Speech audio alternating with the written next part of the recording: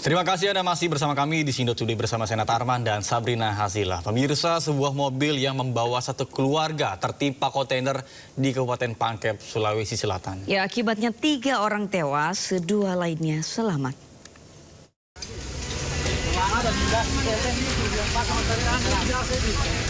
Sebuah minibus yang membawa satu keluarga ringsek parah usai tertimpa truk bermuatan kontainer di Jalan Poros Makassar, Pare, Desa Tamarupa, Kecamatan Mandale, Kabupaten Pangkep, Sulawesi Selatan.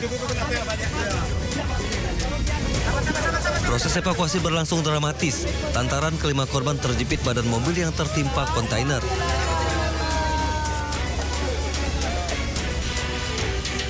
Kecelakaan bermula ketika truk kontainer yang menuju Makassar ini menyalip mobil yang melaju di depannya, lalu truk naik ke trotoar dan terguling sehingga menimpa mobil korban yang melaju di sampingnya.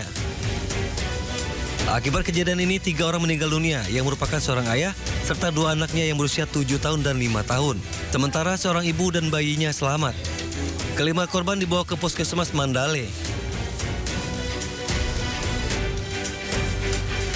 Untuk penyelidikan sementara, mobil dump truck diduga menghindari mobil Brio sehingga naik ke median jalan sehingga oleng menimpa mobil Brio yang berada di sisi kirinya.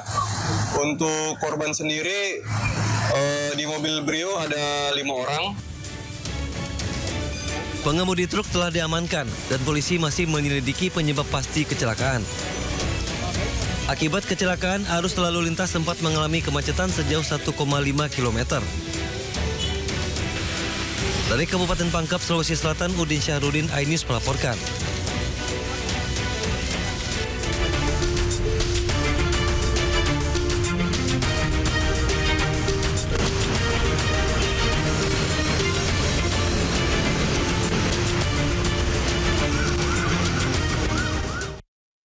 Ya pemirsa, saatnya kita simak pantauan lalu lintas pada hari ini dan kami telah terhubung dengan Brigadir Treslinda dari NTMC Polri yang kini berada di kawasan Santa Kebayoran Baru, Jakarta Selatan. Ya, selamat pagi Brigadir Treslinda.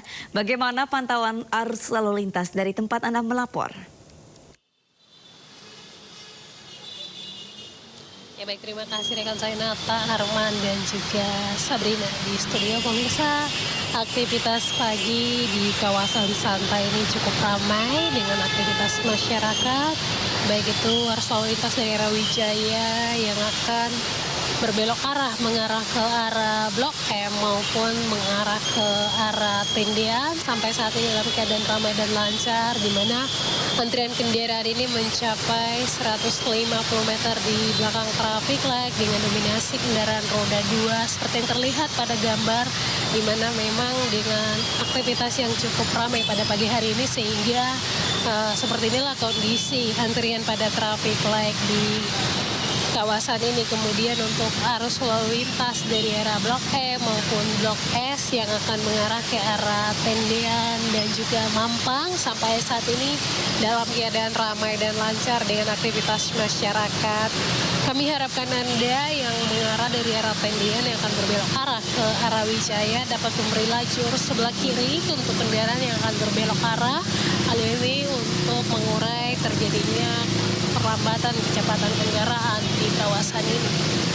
Kemudian untuk kendaraan yang akan mengarah ke Blok S ataupun Senopati sampai saat ini masih dalam keadaan ramai dan lancar. Perlambatan kecepatan kendaraan juga terjadi pada antrian traffic light. Tentunya kami harapkan Anda tetap mengikuti rambu serta marka jalan yang ada dan ikutilah arahan serta petunjuk petugas kami yang berada di lapangan.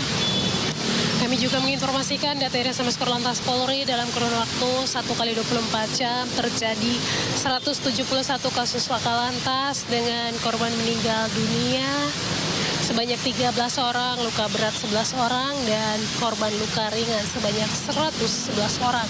Dari data tersebut 96% terjadi di jalan non-tol.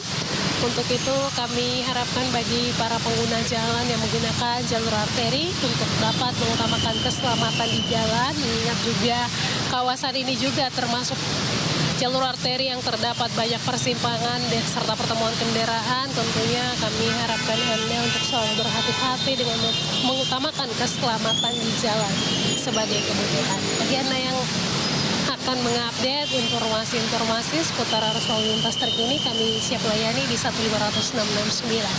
Kembali ke rekan saya Nata dan juga Yasmin di studio. Silakan. Baik, terima kasih Brigadir Treslinda atas laporan Anda dari kawasan Santa Kebayoran Baru, Jakarta Selatan. Selamat bertugas kembali dan salam presisi.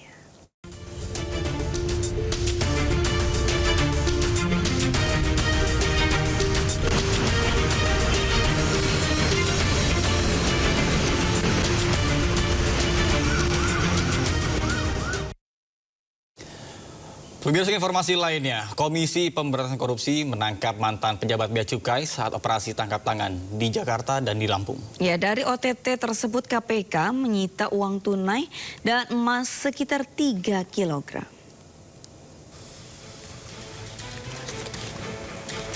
Juru bicara KPK mengatakan selain menyita barang bukti uang tunai yang terdiri dari mata uang rupiah dan asing, KPK juga menangkap sejumlah orang di Jakarta dan Lampung.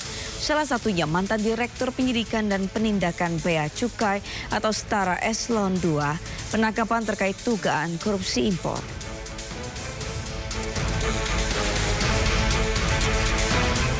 Yang bersangkutan pejabat Eselon 2 di Bea Cukai. Sebenarnya sudah mantan Direktur Penyidikan dan Penindakan. Ya, itu yang kemudian diamankan di wilayah Lampung. Berapa orang? Yang mana? Yang kasus yang ini berapa orang yang diamankan? Ini ada beberapa orang yang diamankan dan ini teman-teman juga masih bergerak di lapangan, jadi nanti kita akan update perkembangannya. Barang bukti yang kedua ini kira-kira apa?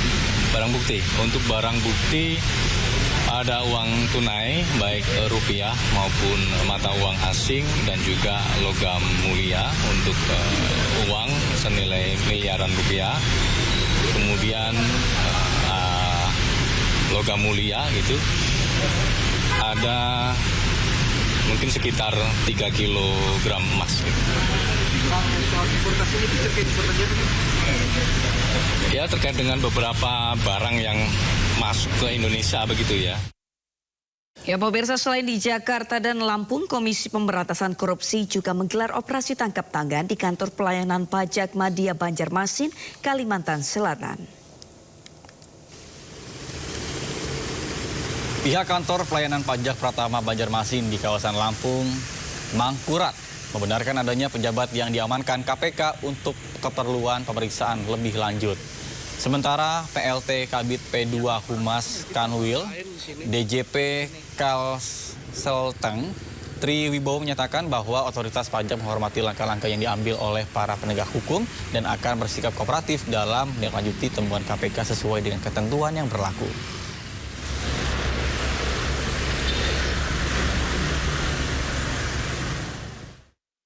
Ya, pemirsa, tanggapi operasi tangkap tangan KPK di kantor pelayanan pajak Madya Banjarmasin dan mantan pejabat di Ditjen Bea Cukai, Menteri Keuangan Purbaya Yudi Sadewa akan jatuhkan sanksi pemberhentian jika ada pegawai di lingkungan Kementerian Keuangan yang terbukti terlibat. Kita lihat apa hasilnya OTT itu. Kalau memang orang pajak dan Bea Cukai yang bersalah ya harus ditindak secara hukum sesuai dengan peraturan yang berada. Tapi gini, saya tidak akan melepaskan anak buah saya sendirian begitu aja kan. Akan ada pendampingan hukum dari Departemen Keuangan, tapi tidak dalam bentuk intervensi hukum.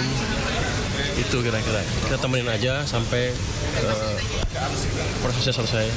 Kenapa terpukul? Kan itu justru merupakan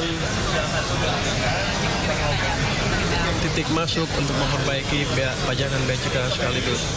Kemarin kan bea cukai udah saya break, kan yang dapat yang dipinggirkan udah terdeteksi emang sebelumnya emang ada sesuatu yang ada di situ. Bukan rotasi kalau saya nggak boleh menjudge ya. Pak, tadi Bapak bilang Nanti kita akan non-jobkan mungkin di tempat di pusat yang nggak ngapa-ngapain. Kalau terlibat. Tapi kalau itu boleh berhenti nggak? Nanti kita lihat. Kayaknya sih kalau terbukti salah bisa diberhentikan, sekarang berhentikan.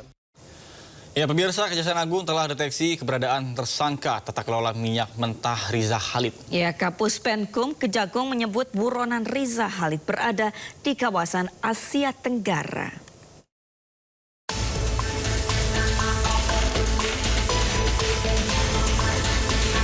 Kejaksaan Agung mengendus keberadaan tersangka kasus tata kelola minyak mentah Riza Khalid yang telah menjadi buronan internasional usai Interpol terbitkan Red Notice. Kapus Penkum Kejaksaan Agung Anang Supriyatna mengatakan Riza Khalid berada di wilayah Asia Tenggara atau ASEAN. Namun demikian, Kejagung tak bisa menangkap langsung buronan tersebut dan harus mengikuti hukum di negara Riza Khalid berada. Informasi dari penyidik sih ada di salah satu negara. Di ASEAN? Ya, negara di wilayah ASEAN. Informasi penyidik, tapi pastinya saya tidak bisa memastikan. Yang jelas dengan terbitnya Red Notice ini akan membatasi ruang gerak yang bersangkutan karena akan termonitor oleh imigrasi seluruh negara-negara yang terikat dengan Interpol. Tapi ingat bahwa ini kan terbitnya Red Notice tidak serta-merta langsung dapat kita menangkap. Ini kan ada di negara lain dan tentu di situ juga ada kedaulatan hukum kepentingan nasional masing-masing dan sistem hukumnya yang berbeda. Ini perlu pendekatan, baik itu diplomasi hukum, yang jelas nantinya kita akan tetap berkoordinasi dengan saklar terkait. Red Notice Riza Khalid resmi terbit pada 23 Januari 2026. Dengan terbitnya Red Notice ini, gerak Riza Khalid semakin terbatas. Kejagung pun berkoordinasi dengan pihak terkait untuk segera menangkap saudagar minyak tersebut. Pemirsa, Presiden Prabowo Subianto kumpulkan mantan Menteri Luar Negeri dan juga Wakil Menteri Luar Negeri di Istana Kepresidenan Jakarta. Ya, Presiden meminta masukan terkait kebijakan luar negeri Indonesia ke depan. Terkait dengan apa, Bu? Sejumlah mantan Menteri Luar Negeri yang sudah tiba di Istana Kepresidenan Jakarta, antara lain Bartinata Legawa, Retno Marsudi, Dino Patijalal, dan Alwi Shihab. Sementara menurut Menteri Luar Negeri periode 1999 hingga 2001, Alwi Shihab menyebut pertemuan ini sebagai langkah positif untuk menyampaikan masukan terkait kebijakan luar negeri kepada Presiden Prabowo. Salah satu isu utama yang dibahas dalam pertemuan ini adalah terkait Board of Peace. Alwi mengatakan keikutsertaan Indonesia dalam Board of Peace menjadi topik diskusi penting. Kita baru saja tadi selesai melakukan pertemuan dan saya kira ini merupakan satu rangkaian pertemuan yang akan dijadwalkan secara rutin dalam rangka menjelaskan, kemudian berdiskusi dan juga menyampaikan arah-arah politik luar negeri di mana beliau selaku kepala negara, kepala pemerintahan memegang kedaulatan penuh sebagai penentu arah kebijakan dan politik luar negeri Indonesia. Dan sesuai tadi apa yang menjadi arahan untuk menjadikan acara serupa sebagai suatu agenda yang sifatnya rutin sehingga bisa dicapai suatu pemahaman atau frekuensi yang sama tentang arah dan kebijakan pemerintah yang dipimpin oleh Bapak Presiden, khususnya mengenai arah serta kebijakan politik luar negeri. Saya kira ya kan Pak Presiden panggil kami ini yang bekas Menlu untuk memberikan masukan, pendapat kami bagaimana. Itu aja. Jadi ya saya udah ada masukannya, tapi nggak boleh saya sampaikan sekarang. Saya nggak boleh disampaikan di depan Presiden. Kalau nggak, poin pentingnya aja Pak. Kira-kira poin pentingnya. garis besarnya mungkin Pak. Pak? Yang saya akan sampaikan itu garis besar. Kita ada 20 orang yang diundang kan? Soal board office mungkin Pak salah satunya. Apa? Soal board Palestina yang office. kan nanti dibahas. Justru itu board office itu gimana? Apakah penting Indonesia ikut? Apa tidak penting? Nah itu yang dibahas nanti. Pandangan Bapak seperti apa Pak dengan bergabungnya Indonesia ke Iya. Ya ada keuntungan kita bergabung, tapi ada reservasi. Nah, itu aja kira-kira. Itu yang mau dibahas nanti. Iya. Jadi apa yang harus diperhatikan? Kan kita udah masuk. Masa kita bilang keluar? Kan nggak mungkin. Tapi itu bisa terjadi nggak Pak? Nggak. Presiden tentu punya pandangan kenapa dia mesti ikut. Dan itu ada alasan-alasannya. Dan saya kira alasan-alasan yang valid. Pak Uli mendukung itu nggak sih Pak? Indonesia untuk masuk? Pandangan Pak Uli mendukung? Mendukung lah. Masa nggak mendukung? Berarti penting Pak Indonesia bergabung dengan PBB? Penting. Ada alasan untuk bergabung. Ada alasan. Oke? Meskipun tidak ada perwakilan dari Palestina Pak yang terlibat. Justru itu yang perlu bagaimana diperbaiki di dalam. Jadi jangan sampai kalau kita tidak ikut, kita tidak bisa ngomong. Tapi kalau kita di dalam, kita bisa ngomong. Jangan begitu dong. Ini kan kita mau memperjuangkan Palestina. Jangan hanya Israel aja yang diperhatikan. Nah, itu kira-kira yang saya akan sampaikan. Ini sudah bocor nih. Banyak dibahas mengenai resiko, ya. Banyak dibahas mengenai opsi, banyak dibahas mengenai ranjau, ya. Dan skenario-skenario yang bisa dihadapi Indonesia ke depan yang membahayakan juga, ya. Nah, semua ini beliau tampung, ya, dan beliau respon. Nah, kesan saya adalah beliau Presiden Prabowo itu mempunyai pendekatan yang realistis mengenai ini, ya. Realistis dalam arti apa? Sekarang ini memang satu-satunya opsi di atas meja adalah mengenai Board of Peace, ya, kan tidak ada opsi lain. Dan faktanya adalah Board of Peace ini yang bagian dari solusi untuk menghentikan gencatan senjata, walaupun sampai sekarang masih dilanggar oleh Israel. Ya, semoga dengan mengundang mantan Menteri Luar Negeri ini bisa memberi masukan yang terbaik ya kepada keputusan pemerintah saat ini yang ikut dalam Board of Peace yang sedang disoroti juga oleh warga atau masyarakat Indonesia. Iya, ini ada pro kontra ya, ada yang pro juga tapi lebih banyaknya yang kayak kontra. Karena Betul sekali. Secara tidak langsung ini menggambarkan bahwa Indonesia bergabung untuk secara tidak langsung membela ada sedikit keterkaitan dengan Israel. Betul sekali, secara tidak langsung mengakui tidak bahwa langsung, keberadaan Israel itu ada begitu. Padahal sejak dulu Indonesia ini tidak boleh mengakui adanya keberadaan Israel selama Palestina belum merdeka. Betul.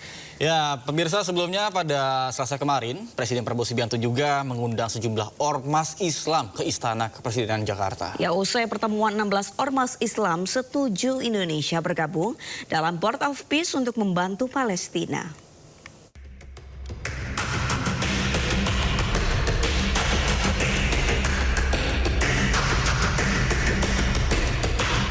Prabowo mengundang sejumlah ormas untuk membahas keanggotaan Indonesia dalam Dewan Perdamaian atau Board of Peace dan implikasinya terhadap rakyat Palestina.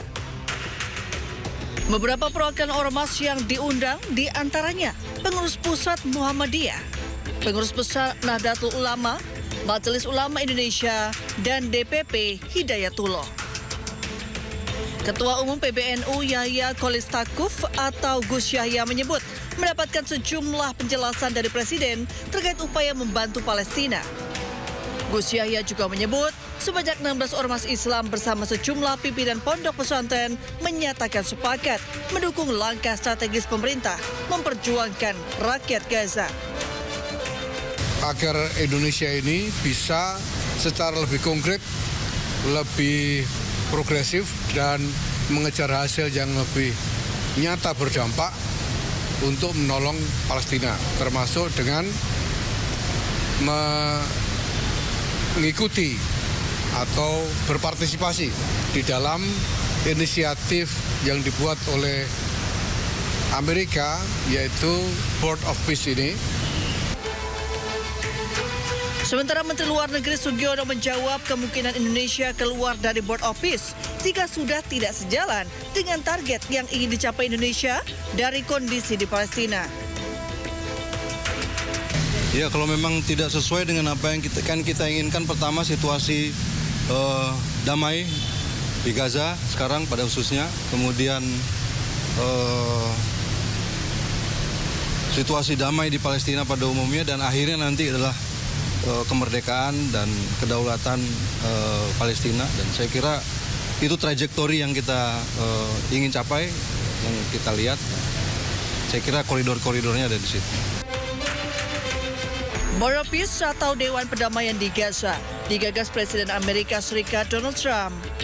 Indonesia jadi salah satu negara yang menyatakan bergabung dan menandatangani piagam Board of Peace di Davos, Swiss 22 Januari lalu.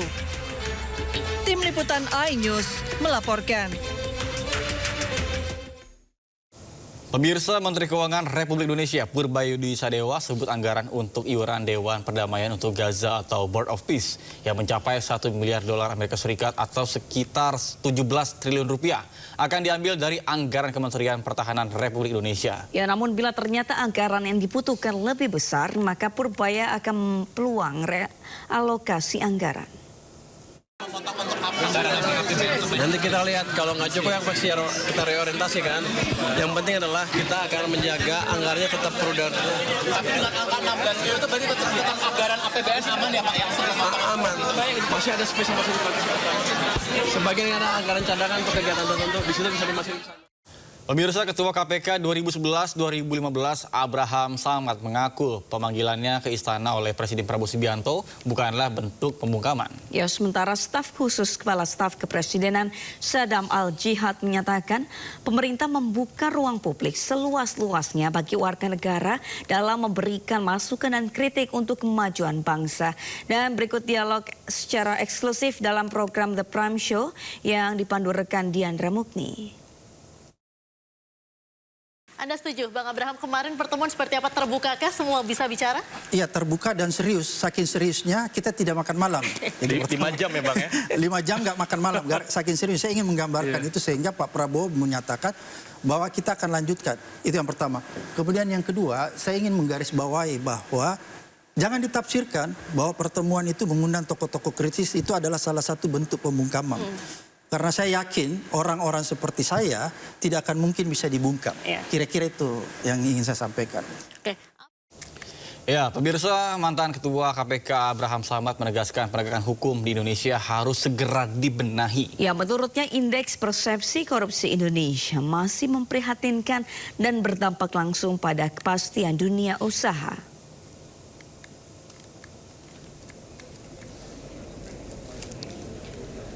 Penegasan itu disampaikan Abraham Samad dalam diskusi panel yang digelar di Jakarta. Abraham menilai lemahnya penegakan hukum bersumber dari praktek korupsi di lingkungan aparat penegak hukum seperti polisi, jaksa, dan hakim.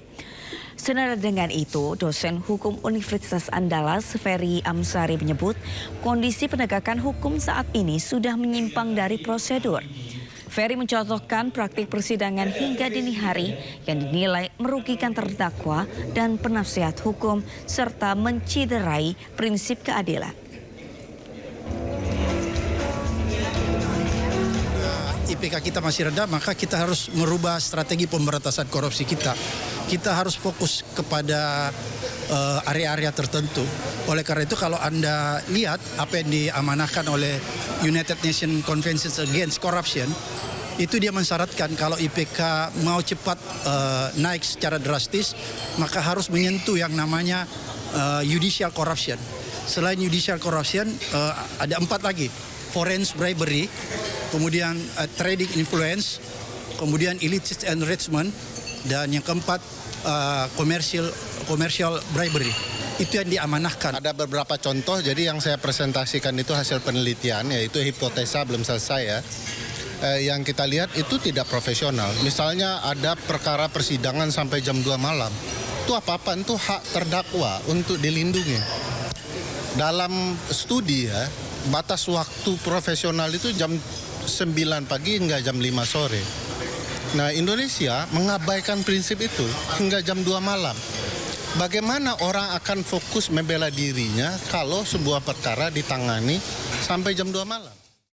Pemirsa, dipanggil Polda Metro Jaya pada Jumat mendatang, Komika Panji Pragiwaksono menegaskan tidak akan menghindar. Ya, Panji berjanji akan mengikuti jalannya proses hukum yang berjalan.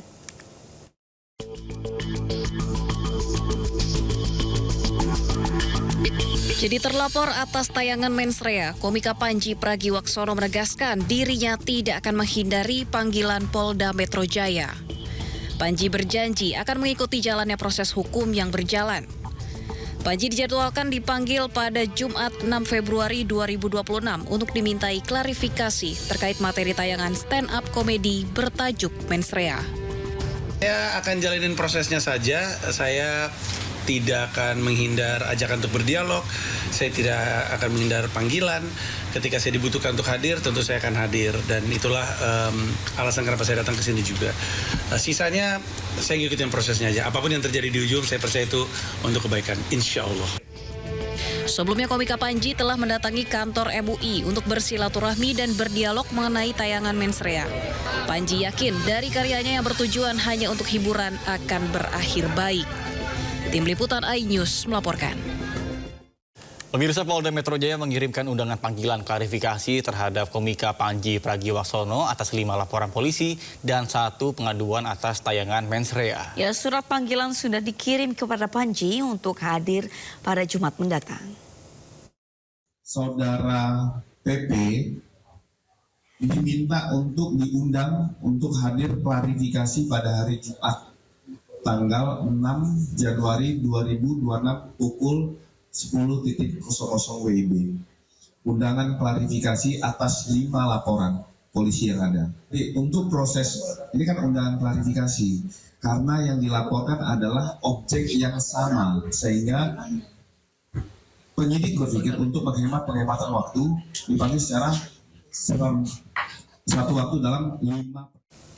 Sebelumnya, selain ke Barreskrim Polri, Komika Panji Pragiwaksono juga dilaporkan ke Polda Banten atas penistaan agama. Ya, dugaan pelecehan terhadap ibadah sholat yang dilaporkan ditemui pelapor dari materi stand-up komedi berjudul Mensrea.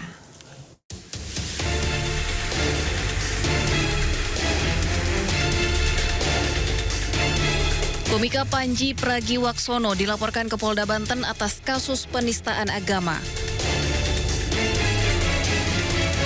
Dugaan pelecehan terhadap ibadah sholat yang dilaporkan ditemui pelapor bernama Supriyatna, warga desa Cikande Permai, Kabupaten Serang, dari materi stand-up komedi berjudul Mensrea. Salah satu bagian materi yang dipersoalkan adalah pernyataan Panji yang membahas pemilihan pemimpin berdasarkan aspek ibadah dengan analogi profesi pilot dan syarat sholat tidak bolong. Polda Banten membenarkan adanya laporan dan saat ini masih dalam tahap penelusuran awal.